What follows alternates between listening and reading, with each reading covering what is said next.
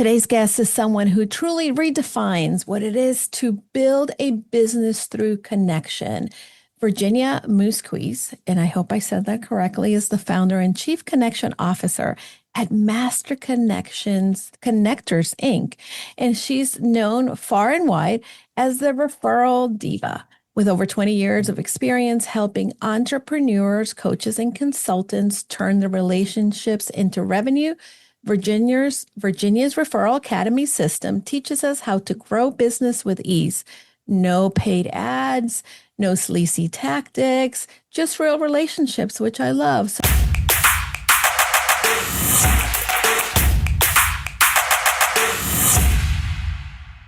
let's get talking to Virginia. Welcome to the show. Thanks, Julia. It's a pleasure to be here. I really appreciate the opportunity. No, I appreciate you putting up with me. My tongue is tied today. It's one of these days that I need to drink more water. Listen, I've got my cup of caffeine, and here's what I'm going to say about that.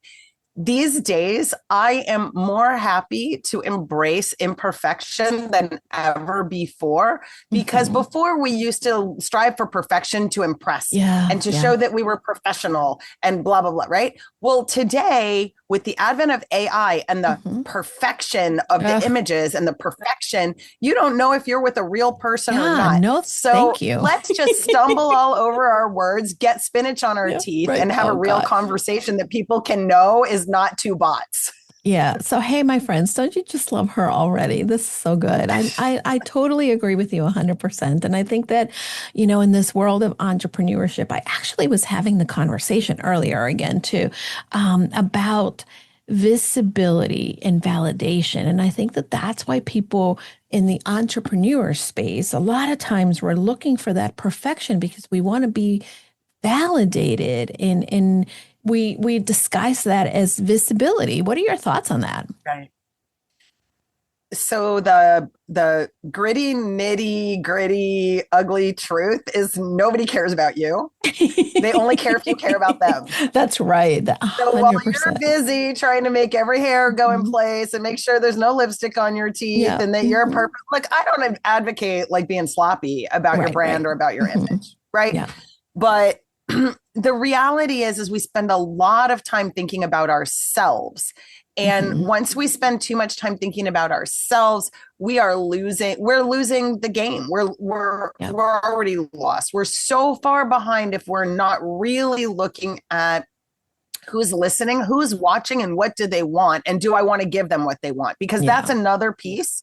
That's another piece. And, we can go to sort of extreme imagery here. Like, that's what they want? Do I want to give them what they want? And sometimes it's just like, no, well, wrong audience, get a new audience. You don't have to give up your soul or your values or your methods or your madness because somebody doesn't like it, or you can't sell it to those people. Somebody's going to buy your crazy. I just had this conversation. I went to an event locally here in Connecticut for the United Way, and it's a big signature event. And across the room, I saw this big TikTok an influencer. He's got over 1 million followers. And, you would think with 1 million Mr. followers. Beast? No, not Mr. Beast. This is... Darn it, because I want to meet Mr. Beast. Sorry. Me too. Me too. No, his name is Bradley. I can't remember his last name, but his account is called Bradley in a Budget. And he'll be on the show. But one of the things that really took me back is here's a guy who is doing his thing. He talks about budgeting and finances, etc. But the conversation went to, I don't, people in the comments are so mean. And I thought, Bradley, you're not going to be everybody's person, which is fine, and be okay with that. Well, and beyond that, right? Yeah. And I've told my girls this from the time they were little. Oh, so-and-so was mean to me. I said, well, you don't live in his skin. Imagine if you had to wake up with that attitude every single day. Oh, so they're like, oh, I wouldn't like that. And I said, so why are you paying attention? You just pray for him and pray that he feels better tomorrow. And you can just look at him and be like, oh, you're having a bad day. Hug. Right. Like, seriously, I think that especially today in the divisive economy that we have. Yeah. The truth is 90% of everything divisive that you see is a lie. It is created, fabricated, purchased, whatever, and it is designed to hijack our amygdalas and make us rude. And I refuse. Make us rude. Oh my God, this is so good. I love this. The justification of disrespect. Yeah. I saw something this morning. It broke my heart. It was a comment on a social media thread where someone was kind of like celebrating the crushing victory of Israel, whatever. Now, look, I stand with Israel. I have friends in Jerusalem right now. I'm terrified for them. If I had friends in Iran, I would be terrified for my friends in Iran. It's the same as I'm terrified for my friends in Jerusalem, right? Yeah. But to laugh and glorify, and what I'm thinking, there are like babies who have been lost. There are people who have been maimed. They're on both sides, right? Yeah. So I think there needs to be, while I do believe that whatever this is, it needs to come to a conclusion, and it needs to stop once and for all. And unfortunately, war just seems to be something that the power mongers like to use to get it done. But I think we need to also look through all of that with a level of reality and compassion. And so when I see people being disrespectful, being rude, being divisive, I'm just like, man, how would it feel if you read that about you? About you. Absolutely. Absolutely. If someone was saying that about your mother, your grandmother, your child, like, how would that feel to you? Because at the end of the day, we're all just humans trying to get by. I fully agree. You know, I had a teacher, and talk about a teacher making an impact on you. I was in 7th or 8th grade, Mrs. Elmore. She must have been 100 years old, honestly. And there were two things that I will always remember. She made us start the class, and this was a science class, by the way, but she made us start the class always by reading, and I'm going to date myself, Ann Landers. We had to read that in mornings, Ann Landers, right? The second thing that she would often talk about is old men create the wars, young men fight them.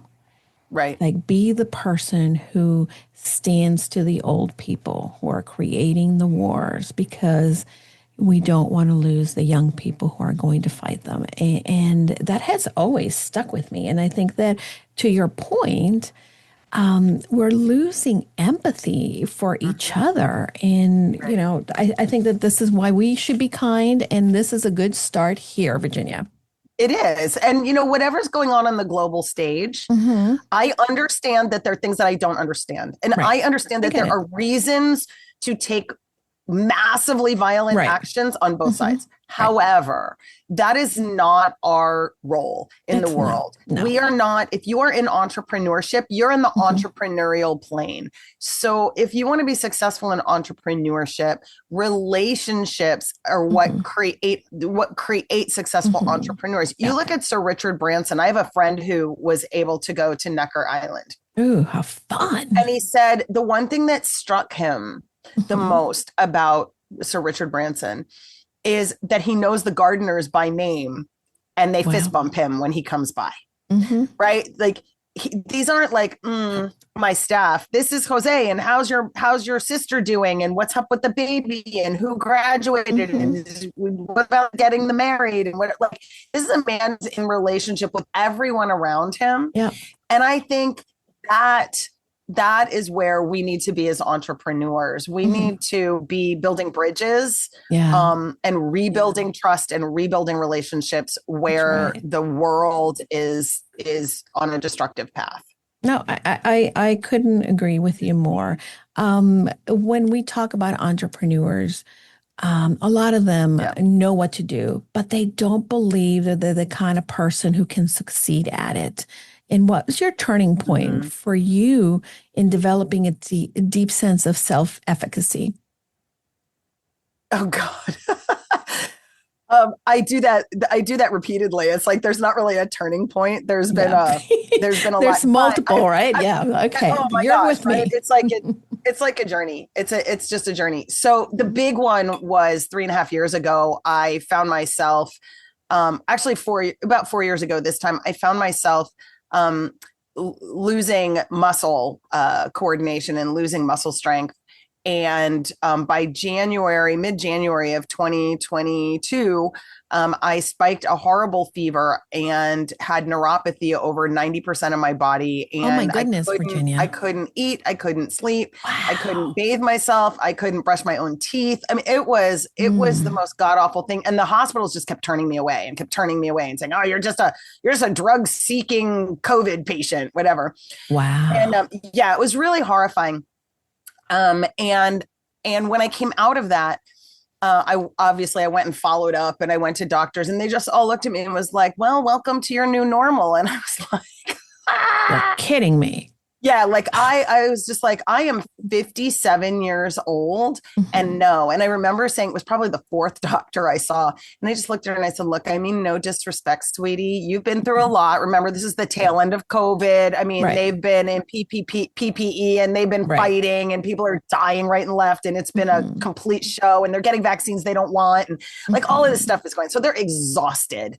And so I just looked at her and I said, "Look, the fact that you don't know is totally cool. You can't know everything, Hmm. and there's a whole lot that just showed you just learned how little you know. Mm. And Yeah. that's got to be Yeah. devastating, right? Next thing is the fact that you don't know anybody. That's pretty cool too, because hey, you've been in isolation for 2 years with your head down, just trying to make sure people don't die and you don't die in the process. Hmm. So Yeah. totally get that. And I said, and the fact that you don't have any more F bombs to give about it, like that you just don't care, like there's nothing in you, there's no more energy Mhm. in you to actually Mm. care whether I live or die. Yeah. I'm actually okay with that. If you were just honest, if you could just say, Hmm. I don't know anybody who knows. And actually, you know what? I don't care. I just don't care. I'm exhausted. No. I don't care. I could have lived with all of that. But really, the moment they proclaimed basically living death to me, I was like, I'm not having that. Yeah. No. I'm Good for just you. not like, I'm not having that. And then it started a real journey to talk about self-efficacy. Well, when nobody else is going to help you, then what do you Hmm. do? Well, you either accept your limitations Hmm. or you transcend them. Right. And Right. so I started over the last 3 years really on a healing journey of figuring out what it actually means to have self-efficacy. And how Mm. do you do it? This was the most important thing. How do you do it without rage? Wow. How can you be Hmm. resilient and motivated and Hmm. focused without fuel, Yeah. without some sort of rage or anger or whatever? Hmm. How do you do it with peace and with Yeah. joy and in service? And that has been it's been a really interesting journey. Yeah. So That tell me more about that. Teach us. I want to I learn. I think that this is definitely a lesson that we need to keep in our toolbox.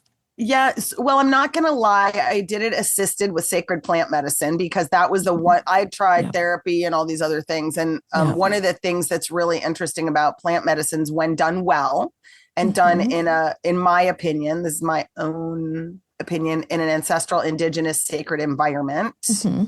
um, is that all of the why, like, why am I like this? And I have to understand it all. It doesn't, like, you take the Yeah. medicine and it just burns it off and you're done. Right. So Hmm. there's Yeah. processing to do, and it's not always fun. But um, you learn that you can do hard things, because let me tell you, Hmm.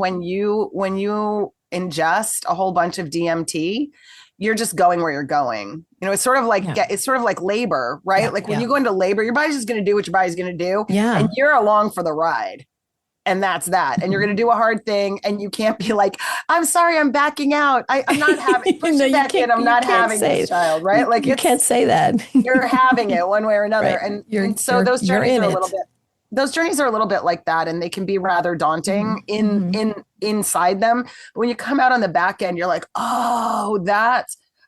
that's it. And I think there are a couple of really big pieces. One is you are 110% responsible for everything that happens to you, everything, no matter what it is, whether you are responsible for a choice you made today a choice you made last year, a choice you made when you were 7, or a choice you made in a previous lifetime, you're responsible for it. And so then people say, well, that means I have to carry all that garbage forward from lifetimes or past or whatever. I'm like, no, what you have to do is forgive it. You have to be able to say to yourself, well, 7-year-old Virginia did this thing and told this story that caused Virginia for the rest of her life to make these decisions. And these decisions hurt Virginia. They hurt other people, right? They were not productive. They created negative ripple effects in the world. And I'm really sorry because I was 7. Yeah. So what did I know, right? Yeah. What did we know? And then again, then it's that moment, there's that moment in the Bible where Jesus is telling the men, he who is without sin, go ahead, cast the first stone, right? Yeah, yeah. But he looks at the woman, the adultering woman, and says, go and don't stop sinning. Go and don't do this anymore. Right. Right. So I think there's that moment where you forgive and with humility, you accept how you got here. Like sometimes you don't even know how you got here, but you're like, look, I'm just going to accept the fact that I'm here by my own volition somehow, some way. And I forgive that. And I'm grateful for the lessons and I'm not going to do that anymore. I'm going to make different decisions. And I totally agree. That is probably for me been the biggest piece of self-efficacy is just really understanding that you have so much control because your thoughts create your reality. And if you want to know the truth, all you have to do, show a bunch of people, flash a 60-second video, turn it off and ask 10 people in a room what they saw and how they felt about it. You will hear 10 different versions, and 10 different reactions. But the video that we all watched was the same video. Yeah. It was all the same video. So how is it that 10 different people saw objectively the same images, but experienced something different and told a different story about it? Well, that means that we're in charge. I think that this is the thing that we all forget, right? And I think we live in the reality that we tell ourselves a story, we have these false beliefs, and then we think the world is out to get us or is out, against us. And we really have to take responsibility. The choices, the reality I live is because of the choices I've made and because what I was thinking and feeling at that time that I made whatever action.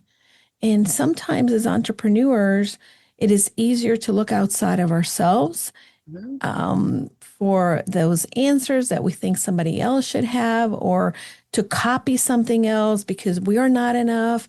And I love that, you've been building a business for a long time. You've been at it and you have seen so many different things come and go, but you also have overcome the internal resistance, I would imagine, that sometimes we get hit with.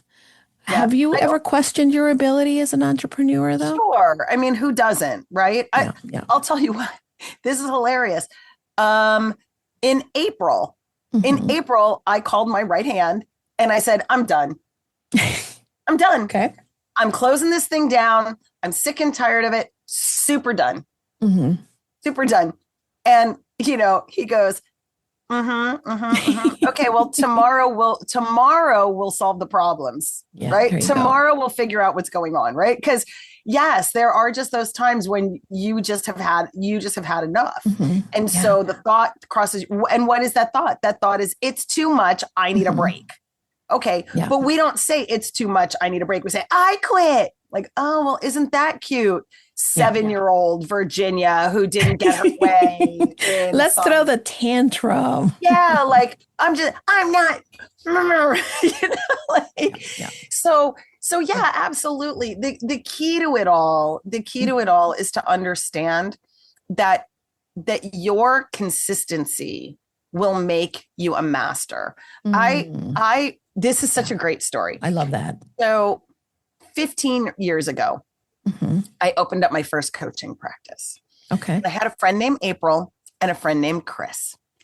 And Chris and April and I would buy lunch. We would share the cost of buying lunch and lure people in to spend a half day with us so we could teach our stuff and maybe sell something. Right. And we never sold a thing.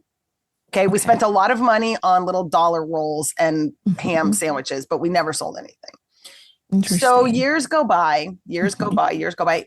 April is now Her Excellency, and she is a UN ambassador to Wow. something that has to do with Middle Eastern women. Okay. Hmm. And Chris Robinson is now the president of John Maxwell Training. He's Wow. sits at the right hand of the great John Great. Yeah. Maxwell, right? Wow. Maxwell is his mentor. And he just published a book. And when I talk about Chris, Chris is the one person in my world, haven't seen him in forever, but he calls me every 4 or 5 months. Hey, Virginia, this is Chris Robinson. I'm just calling to check in on you and tell you I was thinking about you. I hope you're doing great. He sounds like Matthew McConaughey when he talks. Love it. And so if you ask Chris, how'd you get there? You know what he'd say? I'm the last one to quit. Yeah. They all quit. Yeah. Yeah. Everybody before me quit. So here he is 15 years later at the top of his game, publishing a book with John Maxwell behind him. Wow. And what did he do? He just made up his mind that while he might quit for a moment, he wasn't going to quit forever. He would pivot, he would learn, he would get a mentor, he would find a way, but he would not quit. And that is when he speaks, that's one of the things he talks about. Yeah. I think that you have hit the nail on the head. Not quitting, even if you do it, but come back to it right away, right? Is your ability to get up faster than others. And not leave the path. And here's the other thing that's super important about entrepreneurship. I'm not saying just keep getting up and beating your head against the wall, right? Yeah. Because Julie, you and I have both been there where you're like, why isn't this working? Well, sometimes you need to get a mentor. Sometimes you need to read a book. Sometimes you need to understand that when you hung out your shingle, you thought you were going to be lawyering. But you didn't. What you didn't know is that there's accounting and marketing and messaging and branding, and there's all these other things. So rather than be frustrated and say, this sucks, the market doesn't want what I have, et cetera, the question is, what am I missing here? What am I missing here? Yeah. Because the more you know what you're missing, the more you can work on that. So, and I wrote a little ebook called The 6-Figure Freedom Machine that has the 8 things that I think you need to build a 6-figure business. Self-efficacy being number 1. Oh, okay. I am intrigued now. Will you share the other ones? The other, at least 2 more. Let's see if I can remember them. So let's tease it out, and if with the 2 maybe you can remember, and then everybody else has to go get it. Yeah, right. So one of the things that happened to me as a result of my illness is it burnt out a section of my brain where memory resides. So I'm on 51st dates. It's pretty funny. I mean, people are like, I'm so sorry. And I'm like, it's hilarious. It drives my husband crazy, but I'm like, just remember, I have half a brain, right? I'm like the scarecrow. So, all right. So one I think that's really important that entrepreneurs often miss out on is market insight. So what that means is how many people do you know that have built the course, wrote the ebook, done the thing, they produced it, and they thought, I will build it and they will come. It doesn't happen like that. Okay, go out to ChatGPT and ask them, how true is that? And here's what ChatGPT told me. Well, it's only true if you, like in the movie, have built up pent up demand. So you have to build demand. That's right. First, and then give them what they want. So find out what they want. Tell them you're going to give them what they want pretty soon. Coming soon. Yep. And then give them what they want. I was talking with my personal trainer. He's a young guy. He's 21 years old. One of the smartest Cracker Jack kids I've ever met in my life. He's like, I went out to the club the other night and I thought, what am I doing? I woke up the next morning and I was like, now I lost a whole day. I feel like crap. I'm not doing that anymore. So he's talking about getting married and having kids. And I'm like, you're 21. Are you kidding me? He's like, what else am I going to do? Like, why am I going to waste my life? Right. So I said, we're going to build a business. And he said, what's it going to be called? No, I just turned 60. I said, we're going to call it Cougar Fitness. Oh, such a good name. Cougar Fitness. It's going to be for women 60 and over, right? See? Yeah. And he's like, that sounds very polarizing. I'm like, it is. And that's what's great about it. So he said, well, how's it going to work? And I said, well, we're going to hire handsome young personal trainers to train us. And they're Oh all my going to go God. like, oh, Julie, you look great today. You Oh, look Julie, great, you right? got it, girl. Come on, girl. Give me one more, baby. Right? Like, and Listen, he's I've laughing. been there. I had a Right? personal trainer and before COVID, and that it was so encouraging. It's like, It's so okay, I'm encouraging, right? in. And so he said, well, how are we going to build it? I said, for the next 2 years, we're going to buy 1,000 t-shirts. And for the next 2 years, we're going to be handing out Cougar Fitness t-shirts. And everybody's going to be like, where'd you get that? Oh, it's coming soon. I said, so by the time we get done, the demand will be there. And when you're Yeah, ready to open it and I'm ready to open it, it'll be ready to it go. will be But ready to go. but I'm doing market research, right? So you notice I just did market research. I just Hmm. dropped it with a That's potential, right. somebody who's in my potential Hmm. market, right? Yep. And I'm getting good feedback. So I'm like, okay, well, this is a really good idea. We're going to focus on things like grip strength, Hmm. muscle mass, high Yeah. impact, high density bones. Like that's what we're Hmm. going to focus on. Add some HRT in there. Why not? So Why not? Yep. yeah. So, when I think about building a business from the ground up, I'm always Hmm. thinking, okay, what is it that the market wants? How do I Hmm. build demand? And then how do I sell it? So that's Yeah. market insight is really, really important. And of course, the other thing I'm going to say that is really, really important is understanding how to curate, cultivate, and collaborate through really proactive Mm. relationships. Because I Yeah. believe that if you want to get to six figures, you don't need a website. Hmm. You don't need you don't need a CRM.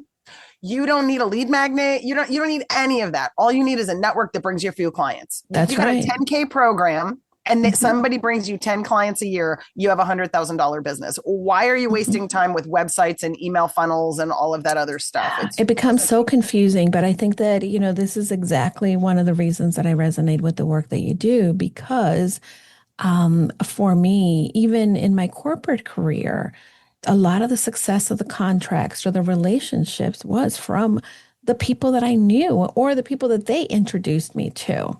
It Right. wasn't about necessarily how fancy schmancy the website or the this or the that was. And that's where entrepreneurs really go aside because they're like, oh, I need to have this, and when that's not working, then they go find the new thing that they need to get and the new thing, and it's overwhelming and stressful on anyone.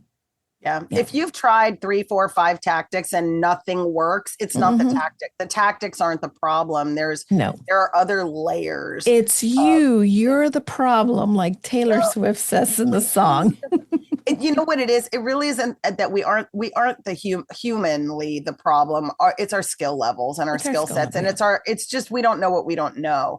And one of the things that's super interesting um, uh, for me is I just got it in my head that, oh my gosh, like I am a 7-figure business owner. I've been a Hmm. 7-figure business owner for years. I just realized this in March. Wow. Like, No. oh, I am. What do you know? Yeah, there So you I'm go. working on my dog with my daughter. We're building a dog grooming salon. And the plan is by 2028, we will have $1 million revenue stream in that business. And she'll be Well, and 30. you are doing it in the right business. There's such a demand, and going back to knowing if there's a demand for it. Betcha. Hmm. And there is. And so I think Yeah. those are some of the things that I think Hmm. entrepreneurs Yeah.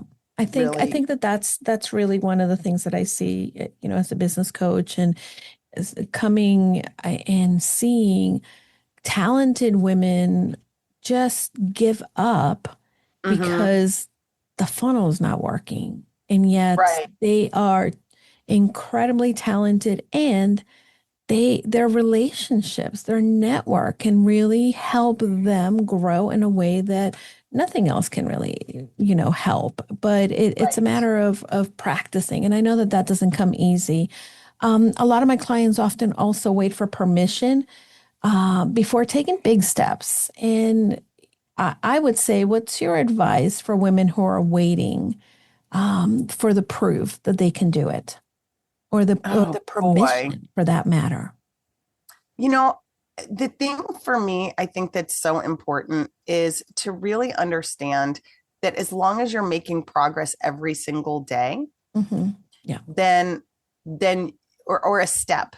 So one of my coaches believe he has a list of things and he's like, if I just touch it. So he's written 66 books. I'm like, Okay. how have you written? He's written and self-published like that many books. I said, how do you do that? And he's like, some days I sit at my computer and I write a sentence and then I stare at my computer and I go, well, I wrote a sentence and that's good enough. He doesn't need to be like, I have to write 2,500 words a day. That's me. Every day he just writes. And it might be, he's like, look, I could write for a week and think that's crap. It's all crap. Yeah. Yeah. But I write every day because I know that the book will come. That's right. If I write every day, then there will be a book. But if you're waiting to plan the book, imagine the book, create the perfect, and then sit down and like write the book, that's never going to happen because inspiration doesn't happen that way. Right. Yeah, absolutely. So I think stop waiting, make a plan. If you don't have a plan, find a coach that can help you create a plan. That's right. And take action every single day. You want to lose weight. And, how about if you forego one cookie and walk to the end of your driveway and back? Yeah. It's better than eating the cookie and not taking the walk. That's right. So, and then beating yourself up over it and having more cookies than you intended. Right. And there are days when I spend most of my day in the office and I'm like, oh, I did not get my butt up off this chair. So what can I do? I'll do 10 jumping jacks. Well, 10 jumping jacks is better than nothing at all. Absolutely. Yeah. And so we have to be easier on ourselves and be, and the last thing I'll say about waiting, you wait because of fear. Yeah. You wait because it's not going to be perfect. You wait because you were taught not to fail. And I say, get messy, do it wrong, make mistakes, and be kind to yourself. And if at any point you are saying mean things to yourself, go stand in front of the mirror, set your grandchild on the sink in your imagination and say all of that to your grandchild. You can't. No. Right? You can't. Can you imagine? You're like, oh God, you're so stupid and you're so lazy and you never get anything done. And why even bother? Because if you even tried, it would just be a mess. Well, do you say it to you? Because if you say it to you, then no wonder you don't want to get started. So if you've got those things in your head, imagine yourself sitting with your grandchild or your child and pronouncing that over that human. So why, if we wouldn't say it to a child, why do we continue to say it to ourselves? Yeah. Well, you know why? Because some adult said it to us when we were children. Some adults said it to us and we've been indoctrinated with that. And I think that that's the hardest thing to break. And I'm hoping that when people listen to this, they realize that, hey, you're not alone. We all do it. But being aware of it and then deciding, maybe tomorrow, this is my 1% in which I'll show up and I'll do it differently. Or maybe rather than saying, I'm so stupid, I can say, hey, I'm a beginner at that, right? And just I'm learning. Shifting, I'm learning, or I am not perfect, but I'm working on it. And there's so many ways in which we can change our language because language has a lot of power. More than we know. More than we know. Absolutely. More than we know. Yeah. Our words and our thoughts have more power over who we become and what we accomplish than we give credit for. Yeah. And I agree. I can't stress that enough, that what we think about ourselves, the universe is a wonderfully collaborative energy. And the universe will give us whatever we pronounce over ourselves. That's right. We have to ask for it. The book of Genesis is clear, right? God spoke. Yeah. Before there was anything, there was the logos, there was the word.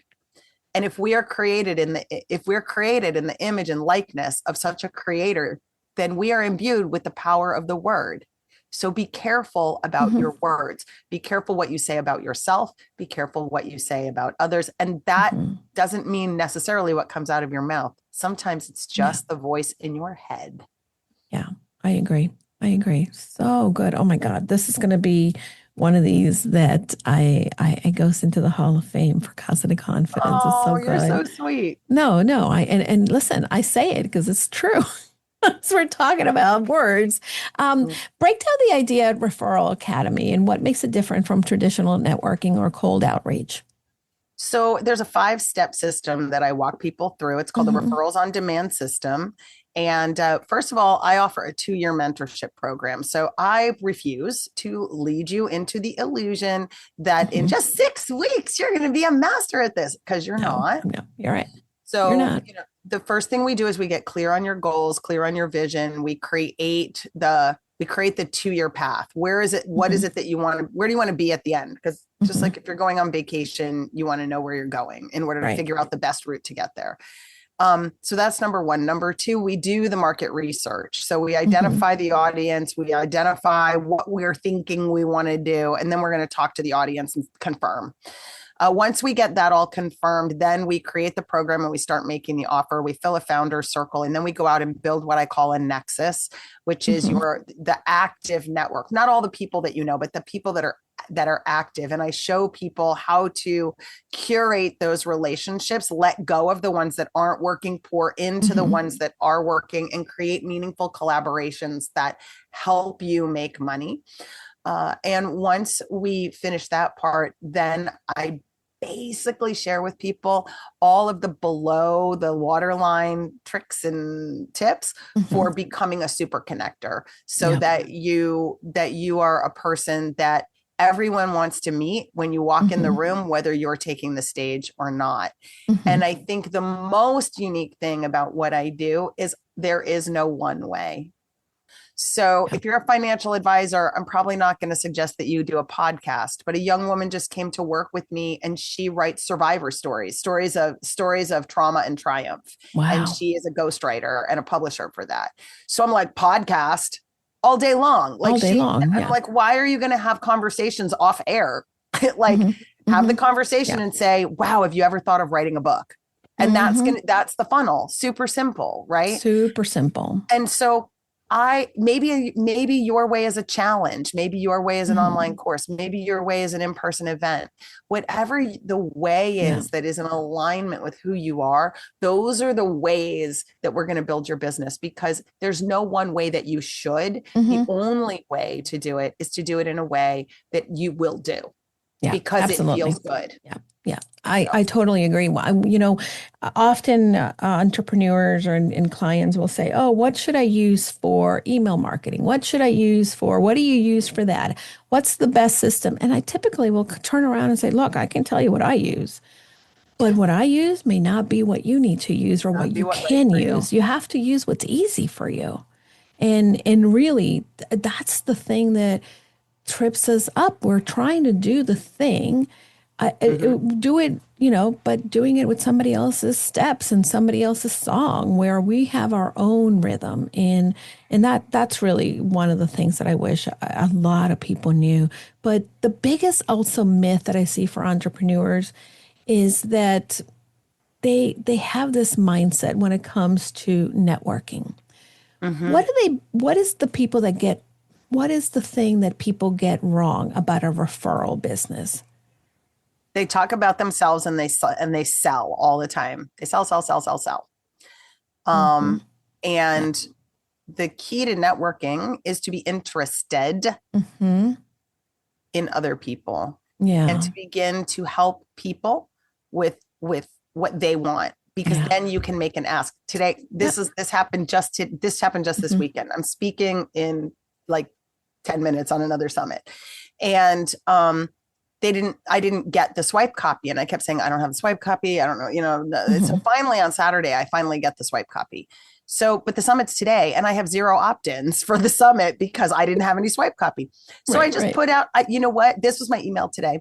Hey everybody, I'm in a pickle, I'm going to be on this summit, it'd be great if some of you could come. I promised the host I'd have Yeah. 20 opt-ins. If you would opt in, Yeah. I would be happy to send you one of my courses. You can get it an email course or a video course. If you buy the VIP, I'll do 90 days of laser coaching for you. Oh my God, that's amazing. 43 Look at you. opt-ins in 24 hours. Look at you. So yeah, it doesn't have to be that hard. I just made an ask, right? But Yeah. but I could make the ask because I've done a lot of not asking. I've done a lot of Correct. giving, and you'll notice that in the ask there was a give. There was rest. If you'll Absolutely. help And me, it's I'd love what's to in help. it for them. Yeah. Yeah, it's always about that. I think, for me, a lot of times I'll jump in a networking call. And actually, this happened last week. I jumped in a call and it was someone that someone had introduced me to. And this other person is an amazing networker. And I could not get a word edgewise. I got their whole rundown, their dissertation on who they are, what they do. And by the end of the conversation, they said, yeah, I never invited them on the podcast, but they said, I'm going to send you questions that you should ask me on the podcast when we record. And I thought, and so I said, oh, okay, I'm friendly, whatever. And I'm thinking, no, no, it doesn't work like that. And so I emailed him very kindly and I said, thank you so much for connecting with me today. I'd love to know if I can, who are you looking to connect with? I'd be happy to make an introduction. By the way, I am not currently taking any male guests, which is true. I'm not recording with any male guests lately. So, yeah, but I think that that's the wrong energy. People jump into, let me tell you what you need me for. And that's definitely I got a podcast guest pitch that was like, Okay. here's why I'm so great and you should have me on your show. Then I got one that I don't really want the person on my show, but the pitch was so good that I'm going to put the person on my show. See?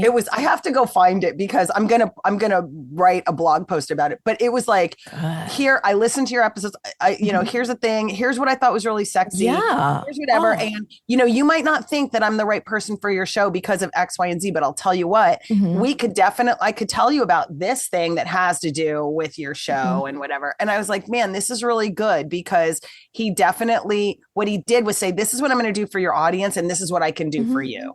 Absolutely. And that was the pitch. The pitch wasn't, I'm so great. I'm so terrific. It was like, you're so great. You're so terrific. I want to support you. I can't wait to promote your podcast. When I'm a guest, here's what I could talk about that's relevant to your audience. Brilliant. It's brilliant. And yeah, you know what? I get these pitches. I got one not too long ago and I'm like, oh my gosh. So when I met with them, I said, can I borrow your pitch? Because I really like it. It's good. So, and it's about, giving back. How do you teach people to shift from being givers to being more of those reciprocal builders? So a lot of people do a lot of giving, but they don't do a lot of receiving. And that's usually because they are blocking the receiving. They have an energy block around it. So someone says, hey, what can I do for you? And they go, oh, nothing, I'm good. Right. And I'm like, I need $10. Right. Or I'm promoting this thing. Or my friend needs somebody who, like, I'm never going to let the offer, can I help you, go unanswered unless I don't have time. And then I'm going to circle back. Right. And then, if you're with somebody who's a taker, just stop hanging with them. Just stop putting them on your calendar. That's right. And sift them out, just sift them out, because if you keep giving. So I had a client who joined a program, a very high end program, in hopes that the person who runs the program would give them a referral. And I was like, I don't know why you would do that. Like, that is not a move. That's not a move at all. That's not a move, right? I'm going to spend $50,000 on a coaching program in the hopes that they'll use my service or do something like that's money ill spent. So there's a great book. Dr. Ivan Misner wrote it. It is called Infinite Giving. I highly recommend that. He talks about seven keys to reciprocity, which I really like. Oh, that's so good. Well, I can't wait. I'm going to have to check it out. I don't think I read that.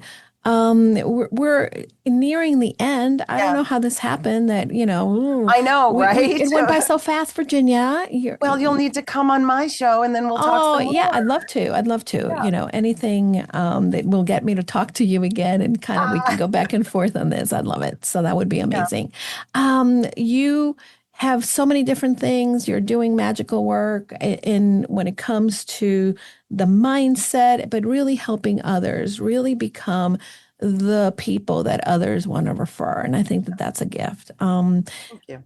Leave us with one thing, because I don't even know what to ask. There's so many things that I could ask, but we would probably talk for another half hour. But what is the one thing you want to leave us with?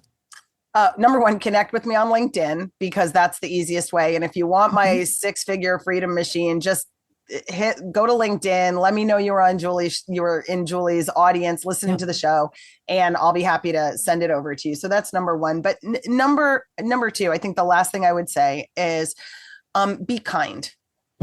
Be kind Good. to start with yourself.